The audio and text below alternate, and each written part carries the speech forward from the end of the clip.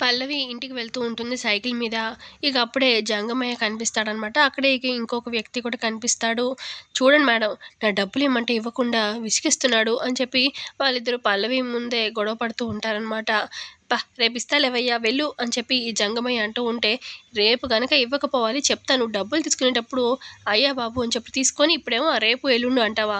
రేపు ఇవ్వకపోవాలి చెప్పుతో కొడతా నిన్ను" అని చెప్పి అతను అక్కడి నుంచి వెళ్ళిపోతాడు. ఇక పల్లవి ఏమో అతన్ని అబ్జర్వ్ చేస్తూ ఉంటుంది.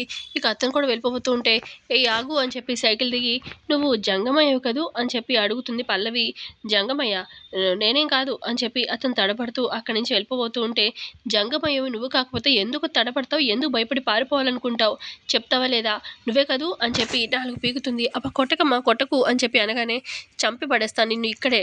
చెప్పలేదనుకో నిజం, ఆ రోజు నువ్వు చెప్పింది కూడా అబద్ధమే కదూ. మా అమ్మ నాన్న నేను నిజం చెప్తే వాళ్ళే తన కూతుర్నని నేను వాళ్ళకి నిజం చెప్తే వాళ్ళకి ఆయుష్ తగ్గిపోతుంది, చనిపోతారు అని చెప్పి నన్ను భయపెట్టావు. ఇదంతా నిజం కాదు కదూ, చెప్పు" అని చెప్పి కొడుతూ ఉంటే, "అవునమ్మా నిజమైతే కాదు.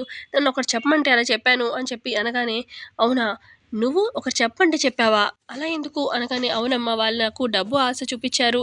అందుకే డబ్బుకి కకృతి పడి అలా చేశానమ్మా" అనగానే, "అవునా? అయితే అలా చేయించింది ఎవరు?" అనగానే, "ఎవరో అమ్మ తెలీదు. వాళ్ళ పేర్లు అవన్నీ ఏం తెలీదు కానీ వాళ్ళకి బాగా డబ్బున్నట్టు మాత్రం అర్థమైంది" అని చెప్పి అతను అంటాడు. "అవునా? ఒక్క నిమిషం ఆగు" అని చెప్పి తన బ్యాగ్‌లో ఉన్న ఫోన్ తీసి ఇక వైష్ణవి ఫోటో చూపిస్తుందనమాట. "ఈవిడేనా చెప్పు" అనగానే ఇక అతను గుర్తు చేసుకుంటాడు. గుర్తు చేసుకొని, "అవునమ్మా ఈవిడే, ఈవిడే" అని చెప్పి చూపిచ్చేసింగానే ఇక పల్లవి, "అసలా పిన్నికి ఎందుకంత కోపం? నేను మా అమ్మ కూతురునని తెలిస్తే తనకేంటి ప్రాబ్లమ్" అని చెప్పి అలా ఆలోచిస్తూ ఉంటే ఈ లోపల జంగమయ్య పారిపోతాడు. "ఏయ్ ఆగు" అని చెప్పి పల్లవి అన్నా కూడా అతను పారిపోతాడు. ఇకప్పుడు పల్లవి, "సరేలే పిన్ని ఏ ఉద్దేశంతో నాకు ఇలా చెప్పకుండా చేసిందో తెలీదు కానీ వాళ్ళకి ఏమైనా కుట్రలుండొచ్చు. కానీ నాకైతే ఇప్పుడు తెలిసింది కదా!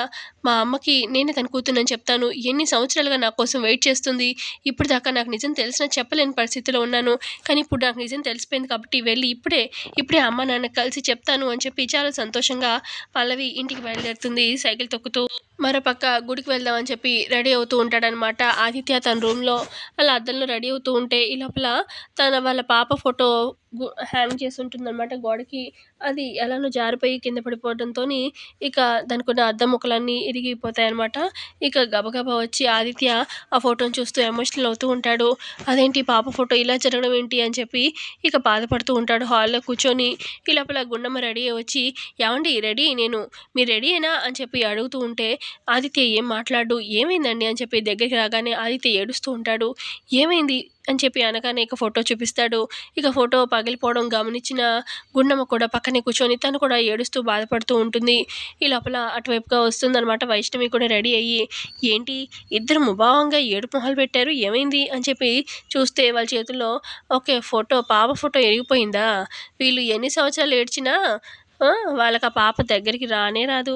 నేనుండగా వీళ్ళ దగ్గరికి రానివ్వనుగా అని చెప్పి వైష్ణవి అలా అనుకుంటూ ఉంటుంది. ఇటు గుండమ్మ, ఆదిత్య మాట్లాడుకుంటూ ఉంటారు. ఇప్పటికి 25 సంవత్సరాలయింది.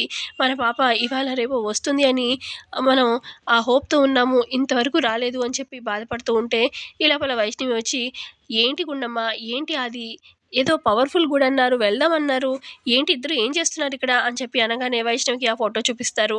ఇకప్పుడు వైష్ణవి ఆ ఫోటో చూసి, "ఓహ్! పాప ఫోటో చూస్తున్నారా? మీ పిచ్చి కాకపోతే ఇంకా వస్తుంది, వస్తుంది అని చెప్పి ఎదురు చూస్తున్నారు. అసల ఎప్పుడో పురిట్లో ఎవరో ఎత్తుకెళ్ళిపోయారు. అసలు ఎత్తుకెళ్ళిపోయిన మీ పాపకి ఒక కన్న తల్లిదండ్రులు ఉన్నారని తెలిసిందో లేదో ఎవరో పెంచుకుంటున్నారేమో! అలా కూడా అయ్యుండొచ్చు కదా!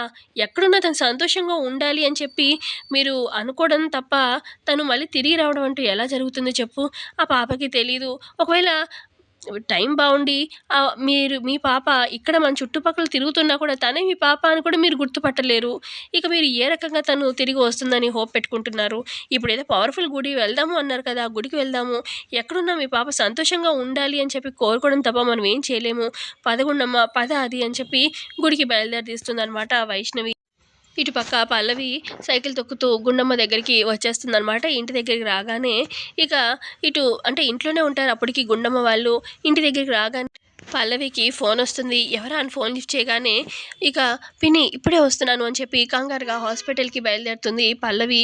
అయితే హాస్పిటల్‌లో పెంచిన కన్న తల్లి హాస్పిటల్ పాలై ఉంటుందనమాట. వేరే తెలిసిన ఆవిడ ఫోన్ చేస్తుందనమాట పల్లవికి. ఇక పల్లవి గబగబా సైకిల్ తొక్కుంటూ హాస్పిటల్‌కి వెళ్ళగానే, పిన్ని ఏమైంది అమ్మకి అని చెప్పి అడుగుతూ ఉంటుంది. ఈ లోపల పెంచిన తల్లికి ట్రీట్మెంట్ జరుగుతూ ఉంటుందనమాట. లోపల డాక్టర్ చెకప్ చేస్తూ ఉంటారు ఏమైందా అని చెప్పి. ఇక ఇటు ఎవరైతే ఫోన్ చేశారో పల్లవికి ఆవిడ చెప్తూ ఉంటుంది. మీ నాన్నేమో వేరే దేశాలకు వెళ్ళిపోయాడమ్మా, పని ఇక్కడ దొరకట్లేదని చెప్పి వేరే వాళ్ళతో కలిసి వెళ్ళాడు. అయితే మీ అమ్మమేమో నీళ్లు పడదామని చెప్పి కొళాయి దగ్గరికి వెళ్ళగానే అక్కడ సడన్గా కళ్ళు తిరిగి పడిపోయింది. ఏం చేయాలో తెలియక ఇది హాస్పిటల్ దగ్గర ఉండేసరికి ఈ హాస్పిటల్‌లో చేర్చానమ్మా అని చెప్పి ఆవిడ చెప్తూ ఉంటుంది. ఈ లోపల డాక్టర్ బయటకు వస్తారనమాట.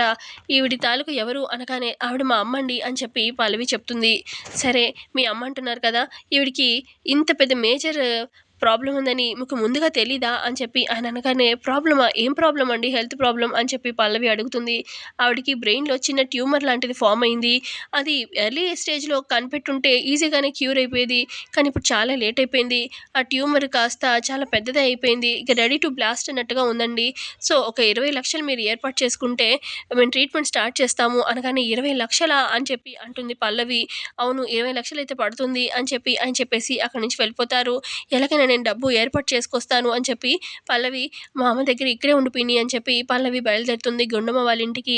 ఇక గుండమ్మ వాళ్ళ ఇంటికి వెళ్ళగానే అక్కడికి వాళ్ళు ఆల్రెడీ గుడికి అని చెప్పి ఏదో పవర్ఫుల్ గుడి అని చెప్పి బయలుదేరుతారు కదా, ఇక ఇంటికి తాళం వేసి ఉంటుంది.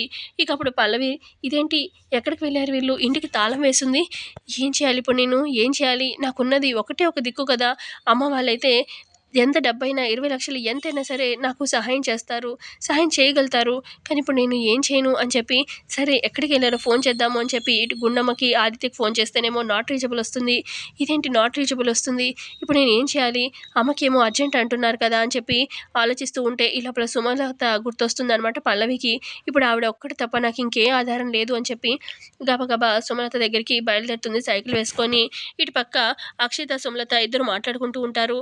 ఎలాగైనా పల్లవిని తప్పించాలి అని చెప్పి అంటూ ఉంటే, ఆంటీ అదొక్కటే కాదు ఆంటీ, పల్లవి గనక సింగింగ్ కాంపిటీషన్‌లో పార్టిసిపేట్ చేసిందంటే నాకు చాలా ప్రాబ్లమ్ ఆంటీ. నేను పాడలేదు చరణ్ ఆల్బమ్‌లో అని తెలిసిపోతుంది అని చెప్పి అక్షిత అంటూ ఉంటే, అదొక్కటే కాదు, అది గనక ఆ కాంపిటీషన్‌లో పార్టిసిపేట్ చేసిందంటే అదే విన్ అవుతుంది. అప్పుడు తనకు ఒక మంచి కెరియర్ ఏర్పడుతుంది. తనకు ఒక మంచి గుర్తింపు వస్తుంది.